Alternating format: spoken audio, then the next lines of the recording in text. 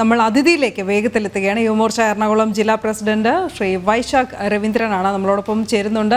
വൈശാഖ്, എങ്ങനെയാണ് വാർത്തകൾ നിറയുന്നത്? എന്തുകൊണ്ടാണ് പുത്തൻപുലരിയിൽ അതിഥിയായത് എന്നൂടി പറയണ്ടേ?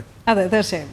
കാരണം നമ്മൾ പറഞ്ഞു തുടങ്ങിയ ഇന്നത്തെ പുത്തൻപുലരിയിൽ തുടങ്ങിയ വിഷയം തന്നെ അത് തന്നെയായിരുന്നു. കാരണം മലയാള സിനിമയിലെ മയക്കുമരുന്ന് മാഫിയയുടെ സ്വാധീനം, അതുമായി ബന്ധപ്പെട്ട വിഷയങ്ങൾ, അത് ഏറ്റവും പ്രധാനമായും രണ്ട് പേരുകൾ റീമ കല്ലിങ്കൽ, ആഷിഖ് അബു എന്നിവരിലേക്ക് എത്തി നിൽക്കുന്നു. അല്ലെങ്കിൽ അവരുടെ നേതൃത്വത്തിലുള്ള ഒരു സംഘമാണ് ഇതിന് പിന്നിലെന്നുള്ള ആരോപണം പരസ്യമായി പലരും ഉന്നയിച്ചു. അവർ അതിന് മറുപടി പറഞ്ഞിട്ടില്ല എന്നുള്ളത് ഒരു ഭാഗം. പകരം ആരോപണം ഉന്നയിച്ച ആൾക്കെതിരെ അന്വേഷണ സംഘത്തിന് പരാതി കൊടുക്കുന്നു. അതും വലിയ വാർത്തയാക്കുന്നു. പക്ഷേ ഇത് അന്വേഷിക്കണമെന്ന് കൃത്യമായി ആവശ്യപ്പെട്ട് രംഗത്തെത്തിയത് യുവമോർച്ചയാണ്.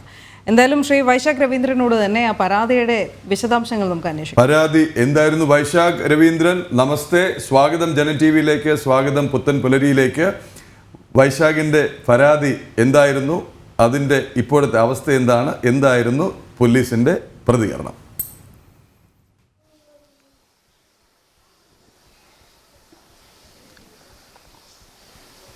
പരാതി തികച്ചും എല്ലാവർക്കും അറിയാലോ. കഴിഞ്ഞ ദിവസം ഗായിക സുചിത്ര ഒരു വെളിപ്പെടുത്തൽ നടത്തിയായിരുന്നു. അത് ശരിക്കും പറഞ്ഞ സിനിമാ മേഖലയിലും അതേപോലെ കലാ സാംസ്കാരിക മേഖലയും മാത്രമല്ല, കേരള സമൂഹത്തെ, പൊതുജനങ്ങളെ തന്നെ ഞെട്ടിക്കുന്ന ഒരു വെളിപ്പെടുത്തലായിരുന്നു.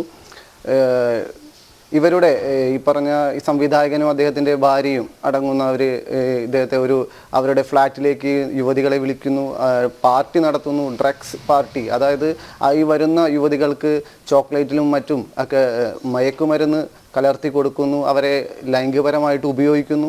ഇത്തരത്തിലുള്ള ഒരു വെളിപ്പെടുത്തലായിരുന്നു കഴിഞ്ഞ ദിവസം ഉണ്ടായിരുന്നത്. അത് വളരെ ഭീകരമായിട്ടുള്ള ഒരു സംഭവം തന്നെയായിരുന്നു. നമുക്ക് ഒരിക്കലും അംഗീകരിക്കാൻ കഴിയാത്ത ഒരു വാർത്തയായിരുന്നു. അപ്പോൾ അതിൻ്റെ പശ്ചാത്തലത്തിലാണ് യുവമോർച്ചയുടെ നേതൃത്വത്തിൽ പരാതി നൽകിയത്. നമ്മൾ ഡെപ്യൂട്ടി കമ്മീഷണർക്കാണ് പരാതി നൽകിയത്. അപ്പോൾ പരാതി നൽകിയപ്പോൾ അദ്ദേഹത്തിൻ്റെ പ്രതികരണം എന്താണെന്ന് വെച്ചാൽ, ഈ ഇരയായിട്ടുള്ള ആരും തന്നെ ഒരു മൊഴി നൽകിയിട്ടില്ല, പരാതി നൽകിയിട്ടില്ല, അതുകൊണ്ട് ഇത് കേസെടുക്കാൻ സാധിക്കില്ല എന്നൊക്കെയായിരുന്നു. പക്ഷേ ഇത്തരത്തിലുള്ള ഗുരുതരമായിട്ടുള്ള ഇത്തരത്തിലുള്ള ഒരു വെളിപ്പെടുത്തൽ വന്ന സ്ഥിതിക്ക് പോലീസിന് സ്വമേധയാ ഇത് അന്വേഷിക്കാം, അതിനുള്ള സാധ്യതകളൊക്കെ ഉണ്ട്. അപ്പോൾ ഞങ്ങൾ അതായത് യുവമോർച്ച പറയാനും ഇത് ഇറങ്ങാനുമുള്ള ഏറ്റവും വലിയ കാരണം എന്ന് പറഞ്ഞാൽ, ഈ ദമ്പതികൾ നടത്തുന്ന ഒരു ഇൻസ്റ്റിറ്റ്യൂട്ട് ഉണ്ട്, ഒരു ഡാൻസ് ഇൻസ്റ്റിറ്റ്യൂട്ട്, കലൂര് നടക്കുന്ന ഒരു ഇൻസ്റ്റിറ്റ്യൂട്ട് ഉണ്ട്. അതിൽ നിരവധി, അതായത് അണ്ടർ ഏജ് ആയിട്ടുള്ളവരുമുണ്ട്, മുകളിലുള്ള ആളുകളൊക്കെ, കുട്ടികളൊക്കെ അവിടെ ഉണ്ട്. അപ്പോൾ ഇത്തരത്തിൽ അവിടെ വരുന്ന കുട്ടികളെ വരെ ഇത്തരത്തിലുള്ള ഡ്രഗ്സ് കൊടുത്ത് ഇത്തരത്തിൽ ഉപയോഗിച്ചിട്ടുണ്ടോ എന്ന് വരെ നമുക്ക് സംശയമുണ്ട്. അപ്പോൾ അതിൽ നമുക്ക് ഡൗട്ടുള്ളത് കൊണ്ട് തീർച്ചയായിട്ടും അതിലൊരു അന്വേഷണം വേണമെന്നും നടപടി വേണമെന്നാണ് ഞങ്ങൾ ഡെപ്യൂട്ടി കമ്മീഷണർ അടുത്ത് പറഞ്ഞത്. അതിൻ്റെ ഗൗരവം അദ്ദേഹത്തിന് മനസ്സിലായപ്പോൾ തന്നെ അദ്ദേഹം സിറ്റി AC-ക്ക് അതിൻ്റെ ചാർജ് കൊടുത്ത് ഇതിന് അന്വേഷണം ഉത്തരവ് കൊടുത്തിട്ടുണ്ട് നിലവിൽ. തീർച്ചയായും ഗുരുതര ആരോപണമാണ് താങ്കൾ ഉന്നയിക്കുന്നത്. ശ്രീ വൈശാഖ്, ഇത്രയും വൈകിയത് എന്തുകൊണ്ടാണ് ഈ അന്വേഷണത്തിന് എന്നതാണ് പ്രസക്തമായ ചോദ്യം. താങ്കൾ തന്നെ ആദ്യം സൂചിപ്പിച്ചിരുന്നു, കാരണം ഈ ആരും ഇരയായി വന്ന് പരാതി നൽകിയിട്ടില്ല, എങ്കിൽ മാത്രമേ അന്വേഷിക്കാൻ കഴിയൂ എന്ന് മാധ്യമങ്ങൾ പോലും ആരാഞ്ഞപ്പോൾ പോലീസ് അപ്രകാരം തന്നെയാണ് തുടക്കത്തിൽ പറഞ്ഞിരുന്നത്.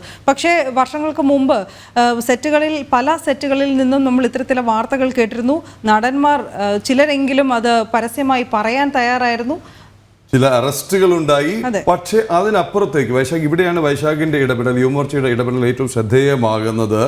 ഒരു യുവജന സംഘടന ഇടപെടേണ്ടത് എന്തിലാണ് എന്നുള്ളത്. അത് ബസ്സിന് കല്ലെറിയുന്നതിലോ അല്ലെങ്കിൽ ആരുടെയെങ്കിലും ദേഹത്ത് കരിയാവിൽ ഒഴിക്കുന്നതിലോ അല്ലെങ്കിൽ അധ്യാപകർക്കും പ്രിൻസിപ്പലിനോ ഒക്കെ ശവകുടീരം തീർക്കുന്നതിലോ അല്ലെങ്കിൽ കസേര കത്തിക്കുന്നതിലോ അല്ല. യുവജന സംഘടനയുടെ ഇടപെടൽ വേണ്ടത് ഇത്തരം പ്രവണതകൾക്കെതിരെ ഇവരെ റോൾ മോഡലായി കാണുന്ന, ഇവരെ ആവേശത്തോടു കൂടി ആരാധിക്കുന്ന യുവനിരയ്ക്ക് ഇവർ നൽകുന്ന സന്ദേശം എന്താണ്? ഇതൊക്കെ സ്വാഭാവികമാണ്. അതായത് സിനിമയിൽ അഭിനയിക്കണമെങ്കിൽ, സ്ക്രിപ്റ്റ് എഴുതണമെങ്കിൽ ഒന്നുകിൽ കഞ്ചാവ് വേണം, അല്ലെങ്കിൽ മയക്കുമരുന്ന് വേണം. ഇതൊക്കെ വളരെ സ്വാഭാവികമാണ്.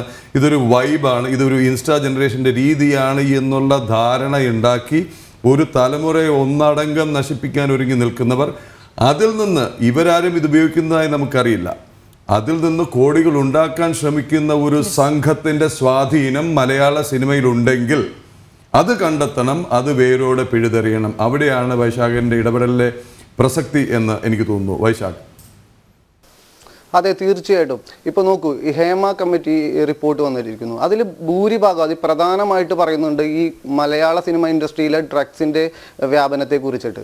ഈ കുറച്ച് നാൾ മുമ്പ് തന്നെ ഇപ്പോൾ നിങ്ങൾ പറഞ്ഞ പോലെ തന്നെ ടിനി ടോം ഒരു ഇൻ്റർവ്യൂവിൽ പറഞ്ഞിരുന്നു, ഈ മലയാള ഫിലിം ഇൻഡസ്ട്രിയിലുള്ള ഡ്രഗ്സിൻ്റെ വിഷയം, ഒരു യുവനടൻ ഇതിൻ്റെ ഉപയോഗം കൂടുതൽ കൊണ്ട് അദ്ദേഹത്തിൻ്റെ പല്ല് കൊഴിഞ്ഞു പോയി മറ്റുമൊക്കെ. അപ്പോൾ കേരളത്തിലുള്ള മുഴുവൻ ആളുകൾക്കും അറിയാം ഈ ആഷിഖ് അബു ഈ സംവിധായകൻ്റെ ഒരു പടം ആ സെറ്റിൽ തീർച്ചയായിട്ടും ഡ്രഗ്സ് ഉപയോഗം ഉണ്ടെന്ന് നമുക്ക് എല്ലാവർക്കും അറിയാവുന്ന കാര്യം. ഇതിൽ കുറച്ച് നാൾ മുമ്പ് ഇതിൻ്റെ അന്വേഷണങ്ങൾ ഉണ്ടായിട്ടുണ്ട്, എല്ലാം അറിയാം.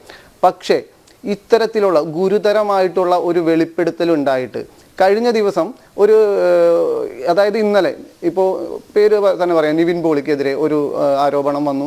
ഉടനെ തന്നെ ഞാൻ കണ്ടു എല്ലാ ന്യൂസിലും, അതായത് മുഖ്യധാരാ മാധ്യമങ്ങളിലെല്ലാം അതിൻ്റെ ഫ്ലാഷ് വന്നു, അതിൻ്റെ ചർച്ച വരുന്നു, എല്ലാ പത്രങ്ങളിലും അതിൻ്റെ വാർത്ത വന്നിട്ടുണ്ട്. ഈ വിഷയവുമായി ബന്ധപ്പെട്ടിട്ട് ഒരു മുഖ്യധാരാ മാധ്യമങ്ങളും റിപ്പോർട്ട് ചെയ്തിട്ടില്ല. കഴിഞ്ഞ ദിവസം തന്നെ അതായത് ഞങ്ങൾ പരാതി നൽകിയിട്ടുള്ള ഈ സംവിധായകൻ്റെ ഭാര്യ ആള് തന്നെ പറയുന്നുണ്ട് ഒരു മുഖ്യധാരാ മാധ്യമങ്ങളും ഇത് റിപ്പോർട്ട് ചെയ്തിട്ടില്ല എന്ന്. ഇതൊരു എന്താ പറയുക, ഒരു സംവിധാനമാണ്. ഇവരെല്ലാവരും കൂടെ ഒരു ചേർന്നിട്ടുള്ള ഒരു സംവിധാനമാണ്. ശരിക്കും ഈ ഹേമ കമ്മിറ്റി റിപ്പോർട്ടിൽ പറയുന്ന പോലെ മലയാള സിനിമയിൽ പവർ ഗ്രൂപ്പ് ഉണ്ട്. ആരാണ് പവർ എന്ന് ഇപ്പോൾ കേരളത്തിലെ ജനതകൾക്ക് മനസ്സിലായി. കാര്യം ഈ ഒരു ആരോപണം, ഗുരുതരമായിട്ടുള്ള ആരോപണം വെളിപ്പെടുത്തൽ വന്നിട്ട് അവർക്കെതിരെ ഒരു വാർത്ത വരുന്നില്ല, ഒരു ചർച്ച വരുന്നില്ല. ഏറ്റവും ഗുരുതരമായിട്ടുള്ള ആരോപണം, അങ്ങനെ തന്നെ പറയാം, അത്ര വലിയൊരു ആരോപണം വന്നിട്ട് ഒരു വാർത്ത വരുന്നില്ല, ചർച്ച വരുന്നില്ല, ഒരു മീഡിയ, അതായത് മുഖ്യധാര മീഡിയ ഒന്നും എടുക്കുന്നില്ല. അപ്പോൾ എവിടെയാണ് പവർ? പവർ ഇവിടെ തന്നെയാണ്. അതായത് മട്ടാഞ്ചേരി മാഫിയ എന്ന് പറയുന്ന ആ ഒരു ഗ്രൂപ്പ്, അതാണ് പവർ ഗ്രൂപ്പ്. പവർ ഗ്രൂപ്പ് എന്നല്ല, ഡ്രഗ്സ് ഗ്രൂപ്പ് എന്ന് തന്നെ പറയണം. ഇവിടെയാണ് ശരിക്കും നമ്മൾ മനസ്സിലാക്കേണ്ടത്. ഇവർ ഒരു നിസാരമായിട്ടുള്ള ഒരു സംവിധാനമല്ല, വളരെ ശക്തമായിട്ടുള്ളതാണ്. അതുകൊണ്ടാണ് മുഖ്യധാരാ മാധ്യമങ്ങളൊന്നും ഇത് റിപ്പോർട്ട് ചെയ്യാത്തത്. ശരി, വൈശാഖിലേക്ക് വരാം. രണ്ട് പ്രസക്തമായ പോയിന്റ്സ് വൈശാഖ് പറഞ്ഞു. ഒന്ന്, പവർ ഗ്രൂപ്പ് ഉണ്ടെന്ന് മാത്രമാണ് ഹേമ കമ്മിറ്റി പറഞ്ഞത്.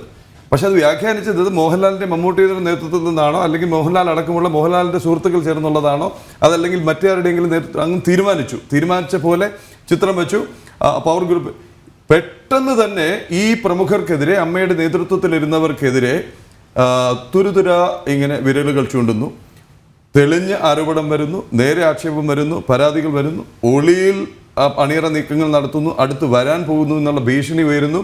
ഇതിനെല്ലാം ശേഷമാണ് ഓരോരുത്തരായി പലരെയും ഫോണിൽ കൃത്യമായ സ്ക്രിപ്റ്റ്. പെട്ടെന്ന് പവർ ഗ്രൂപ്പ് ആരാണെന്ന് വിളിച്ച് പറയാൻ ശ്രമിച്ചവർ ഈ കൃത്യമായ ഉത്സവപ്പറമ്പിലെ പോക്കറ്റടി പോലെയാണ്. ബഹളം വയ്ക്കുന്നു, പോക്കറ്റ് അടിക്കുന്നു എന്ന് പറഞ്ഞ പോലെ തന്നെ. അപ്പോൾ ഇതിൽ പവർ ഗ്രൂപ്പ് എന്നല്ല പറയേണ്ടത് വൈശാഖിൻ്റെ ഒബ്സർവേഷൻ, ഡ്രഗ്സ് ഗ്രൂപ്പ് എന്നാണ്. ഇനി ഒരു സിനിമയുടെ പേര് വിളിച്ച് പറയാം, ഇടുക്കി ഗോൾഡ്. എന്തായിരുന്നു ഇടുക്കി ഗോൾഡ്? ഉദാത്തമായ സിനിമ എന്ന് പല അഭിനവ ഇൻ്റലക്ച്വൽസും വാഴ്ത്തിപ്പാടി ഇടുക്കി ഗോൾഡ് അക്ഷരാർത്ഥത്തിൽ മയക്കുമരുന്ന്, കഞ്ചാവ് ഉപയോഗിക്കുന്നതിനെ പ്രോത്സാഹിപ്പിക്കുന്ന സിനിമ തന്നെയായിരുന്നു. അത് വിളിച്ചു പറയാൻ എന്തിനു മടിക്കണം? സിനിമ കൃത്യമായി എഴുതാൻ അത് കഞ്ചാവ് വഴിയും മയക്കുമരുന്ന് വഴിയും ഒന്നും പോകേണ്ട കാര്യമൊന്നുമില്ല. വളരെ പ്രതിഭയുള്ള ഇഷ്ടം പോലെ പേർ സറ്റയർ തുടങ്ങി ട്രാജഡി വരെ എഴുതി ഫലിപ്പിച്ച ഈ നാട്ടിൽ ഇനിയൊരു സിനിമയ്ക്ക് തിരക്കഥയുണ്ടാക്കാൻ ഇമാതിരി ഒരു അഭ്യാസം കാട്ടണം എന്നൊക്കെ പറയുന്നത് സത്യം പറഞ്ഞാൽ ഗതികേട് തന്നെയാണ്. വൈശാഖിലേക്ക് തന്നെ പോവാം. അതെ, തീർച്ചയായിട്ടും. ഇത് ശരിക്കും യുവതലമുറയെ വളരെ വലിയ രീതിയിൽ വഴിതെറ്റിച്ചുകൊണ്ടിരിക്കുകയാണ്. ഇപ്പോൾ ഇവർ ടാർഗറ്റ് ചെയ്തുകൊണ്ടിരിക്കുന്നതും യുവതലമുറയാണ്. യുവമോർച്ച ഇതിൽ പ്രതിഷേധിക്കുന്നതും ഞങ്ങൾ ഇതിനെതിരെ പരാതിയായിട്ട് വരാനുള്ള കാരണവും ഈ വിഷയം കൊണ്ട് തന്നെയാണ്. ഒരിക്കലും യുവതലമുറ, നമ്മുടെ ഭാവി തലമുറയെ നശിപ്പിക്കുന്ന രീതിയിൽ ഒരു രീതിയിലും നമുക്ക് അംഗീകരിക്കാൻ കഴിയില്ല. അതുകൊണ്ട് തന്നെയാണ് യുവമോർച്ച ഈ പരാതിയായിട്ട് മുന്നിട്ടിറങ്ങിയിരിക്കുന്നത്. തീർച്ചയായും ശ്രീ വൈശാഖ് രവീന്ദ്രൻ നമ്മളോടൊപ്പം സമയം ചെലവഴിച്ചതിനും ഇത്ര കാര്യങ്ങൾ പറഞ്ഞു തന്നതിനും വളരെയധികം നന്ദി. കാരണം വ്യക്തത വരുത്തിയതിന്. ഈ പോരാട്ടത്തിൽ ജനം TV-യും യുവമോർച്ചയ്ക്കൊപ്പം ഉണ്ടാകും എന്ന അഭിമാനപൂർവ്വം ഞങ്ങൾ പറയുകയാണ്. കാരണം ഈ വിഷയം തുടങ്ങിയപ്പോൾ പ്രേക്ഷകർ നമ്മളോട് പല വിധത്തിൽ സന്ദേശങ്ങളും അയക്കുകയാണ്, അവരുടെ ആശങ്കകൾ കൂടി പങ്കുവെച്ചുകൊണ്ട്. അതുകൊണ്ട് ഈ പോരാട്ടം നമ്മൾ ഒരുമിച്ച് തന്നെയായിരിക്കും.